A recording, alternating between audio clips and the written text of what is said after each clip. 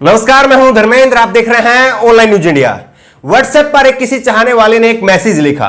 उस मैसेज को पहले आपसे साझा करेंगे और उसके बाद में इसी से जुड़ी हुई खबर की शुरुआत करेंगे।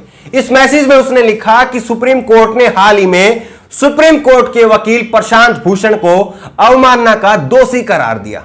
लेकिन उन्होंने एक सवाल किया, जब सुप्रीम कोर्ट के मुख्य न्यायाधीश, जब जज साहब जो है वो खुद राज्यसभा में चले जाएं, तो क्या ऐसे में जनता जो है उसकी अवमानना का केस कर सकती है या नहीं कर सकती है? यानी उनके कहने का तात्पर्य ये था कि जनता की जो भावना है और जनता के अंदर जो सुप्रीम कोर्ट को लेकर जो विश्वास है, क्या उस विश्वास को ठेस पहुंचती है या नहीं पहुंचती है, इसको लेकर भी कोई जो है वो याचिका दाखिल की जा सकती है या नहीं की जा सकती है। व्हाट्सएप पर उन्होंने ये पूछा।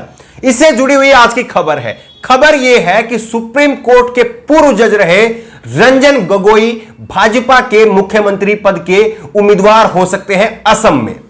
आज रंजन गोगोई ने हाल ही में सुप्रीम कोर्ट से रिटायरमेंट के बाद में राज्यसभा का पद जो है वो स्वीकार किया था। राज्यसभा के वो सांसद बने थे।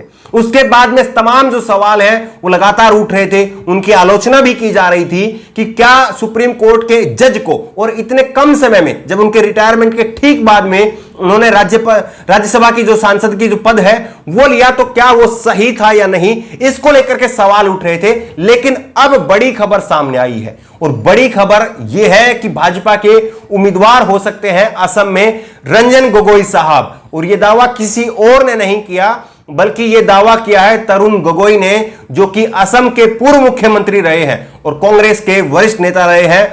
तरुण गोगोई ने यह दावा किया है कि रंजन गोगोई को भाजपा जो है वो मुख्यमंत्री पद का उम्मीदवार असम में घोषित कर सकती है। यह दावा किया है रंजन गोगोई को लेकर के तरुण गोगोई ने। क्या कहा है ये पूरा सुनिए, पूरी खबर क्या है। असम के पूर्व मुख्यमंत्री और कांग्रेस के दिग्गज नेता तरुण गोगोई ने शनिवार 22 अगस्त को कहा कि सुप्रीम कोर्ट के पूर्व चीफ जस्टिस रंजन गोगोई अगले साल होने वाले विधानसभा चुनाव में भाजपा के सीएम पद के उम्मीदवार हो सकते हैं। कांग्रेस नेता ने कहा कि मुझे पता चला है कि राज्य में सीएम पद के लिए भाजपा के उम्मीदवारों में रंजन गोगोई का नाम शामिल है। मुझे संदेह है कि उन्हें असम में अगले संभावित सीएम पद के उम्मीदवार के रूप में चुनावी मैदान में उतारा जा सकता है।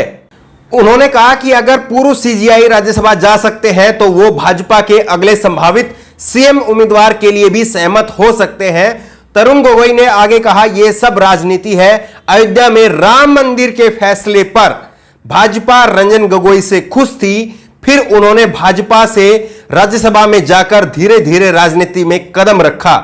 कांग्रेस नेता ने तंज कसते हुए कहा कि रंजन गोगोई ने राज्यसभा की सदस्यता से इनकार क्यों नहीं किया।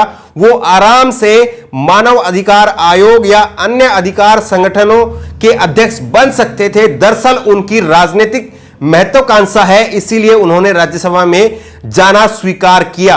तो ये जो है वो दावा किया है कांग्रेस के पूर्व नेता और सीएम रहे तरुण गोगोई ने। उन्होंने कहा है कि राम मंदिर के फैसले से, जिस तरह से रंजन गोगोई साहब ने जो फैसला दिया था अपने सुप्रीम कोर्ट के जज रहते हुए, उस फैसले के बाद में भाजपा खुश थी और उन्हें इनाम के स्वरूप में जो है वो राज्यसभा की टिकट दी गई, राज्यसभा का उम्मीदवार बनाया गया और राज्यसभा का सांसद बनाया गया। इसीलिए जो है वो तरुण गोगोई कह रहे हैं कि वो चाहते तो वो मानव अधिकार या किसी अन्य अधिकार संगठन के अध्यक्ष बन सकते थे, लेकिन उनकी राजनीतिक महत्वाकांक्षा है, वो जो है वो राजनीतिक पद जो है वो हासिल करना चाहते हैं। इसीलिए उन्होंने पहले राज्यसभा में वो गए, वो धीरे धीरे जो है वो राजनीति में प्रवेश कर रहे हैं और इसीलिए वो अब हो सकता है कि अब जो है तरुण गोगोई जो है वो असम में भाजपा के मुख्यमंत्री पद के उम्मीदवार हो सकते हैं। इसी को लेकर के कुमार विश्वास ने तंज कसते हुए ट्वीट किया है। उन्होंने कहा है, तरुण गोगोई के दावे पर पूर्व नेता और कवि कुमार विश्वास ने तंज कसा। उन्होंने एक खबर को शेयर करते हुए लिखा, पता नहीं यह खबर है या सिर्फ अंदाजा है, आगे चलकर ऐसा होगा भी। अगर ऐसा ही होगा तो मेरा भरोसा नेताओं की ईमानदारी की तरह और पुख्ता हो जाएगा कि सुप्रीम कोर्ट निष्पक्ष है। यहां पर कुमार विश्वास जो है वो तंज कस रहे हैं कि वाकई सुप्रीम कोर्ट निष्पक्ष है। इस बात को लेकर के एक लंबी बहस हो रही है जब से रंजन गोगोई साहब ने जो है वो राज्यसभा की सदस्यता ली है। तभी से इस बात को लेकर के लगातार सवाल उठ रहे हैं कि क्या भाजपा ने उनको राम मंदिर के फैसले से खुश होकर के राज्यसभा की जो है वो सदस्यता के लिए मनोनीत किया था। और तभी से लगातार ये सवाल पूछे जा रहे थे कि क्या सुप्रीम कोर्ट जो है वो अब भाजपा की तरफ झुक गया है, प्रधानमंत्री के दबाव में, बीजेपी सरकार के दबाव में, मोदी सरकार के दबाव में फैसले ले रहा है और सुप्रीम कोर्ट जो है वो अब निष्पक्ष नहीं रहा है। ये तमाम सवाल राज्यसभा की जैसे ही सदस्यता ली रंजन गोगोई साहब ने, तभी से तमाम सवाल जो है वो लगातार खड़े हो रहे हैं। लेकिन सवाल यह भी उठता है कि क्या वाकई जो है वो रंजन गोगोई साहब जो है वो असम में भाजपा के उम्मीदवार बनने जा रहे हैं? क्योंकि लगातार ये सवाल उठ रहे थे कि पूर्व न्यायाधीश होने के बाद में, पूर्व मुख्य न्यायाधीश होने के बाद में, एक ऐसे सर्वोच्च पद पर पहुंचने के बाद में आखिरकार उन्होंने राज्यसभा की सदस्यता क्यों ली? और अगर रंजन गोगोई साहब अब भाजपा के सीएम पद के उम्मीदवार बन जाते हैं तो ऐसे में वाकई देश के करोड़ों लोगों की, जिनकी आस्था है सुप्रीम कोर्ट के अंदर और सुप्रीम कोर्ट की निष्पक्षता को लेकर के आस्था है, वो वाकई जो है वो खतरे में पड़ जाएगी। लोग सोचेंगे कि फिर जो है जो जज साहब आज फैसला सुना रहे हैं कि हो ना हो कि कल जो है ये किसी पार्टी के मुख्यमंत्री बन जाएं, किसी पार्टी में शामिल हो जाएं। अगर ऐसा होता है तो वाकई जो है करोड़ों लोगों की आस्था के ऊपर जो है, जो सुप्रीम कोर्ट के अंदर उन लोगों की आस्था है, उनका विश्वास है, उसके ऊपर चोट पहुंचेगा। सुप्रीम कोर्ट के जज रहते हुए रंजन गोगोई साहब के जो फैसले हैं उनको लेकर भी कई सारे विवाद रहे हैं और उनको लेकर भी लगातार सवाल उठते रहे हैं। सबसे बड़ा फैसला तो राम मंदिर का ही था, जिसको लेकर के रंजन गोगोई साहब ने अपना फैसला सुनाया था। सबसे बड़ा फैसला था और उस फैसले के बाद में यह कहा जाता है कि उस फैसले के बाद में ही बीजेपी ने जो है खुश होकर के उनको राज्यसभा के लिए मनोनीत किया।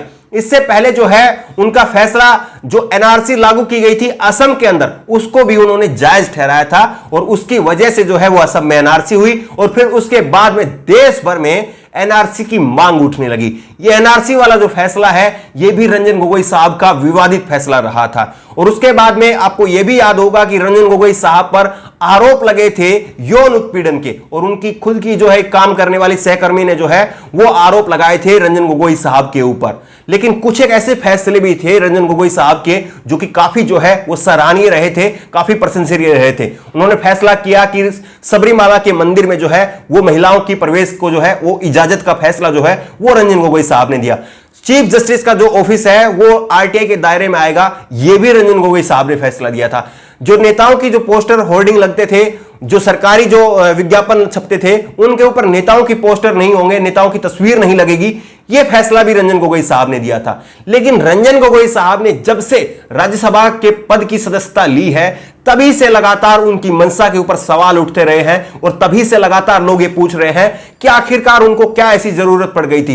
वो देश के सबसे सर्वोच्च पद सुप्रीम कोर्ट के मुख्य न्यायाधीश के पद पर बैठे थे और उसके बाद में वो एक सांसद बन गए। देश में 795 सांसद है और अब 795 सांसद के एक सांसद के रूप में सिर्फ उनकी पहचान रह गई है। नहीं तो अगर वो सांसद का पद जो है वो स्वीकार नहीं करते तो देश भर में उनकी ताउम्र के लिए छवि रहती कि सुप्रीम कोर्ट के मुख्य न्यायाधीश रहे हैं। लेकिन अब उनकी छवि जो है वो एक सांसद के रूप में जो है वो सिमट करके रह जाएगी और लोग कहेंगे कि ये न्यायाधीश बनने के बाद में जो है वो एक सांसद के पद के लिए जो है ये मनोनीत अपने आप को इन्होंने स्वीकार किया।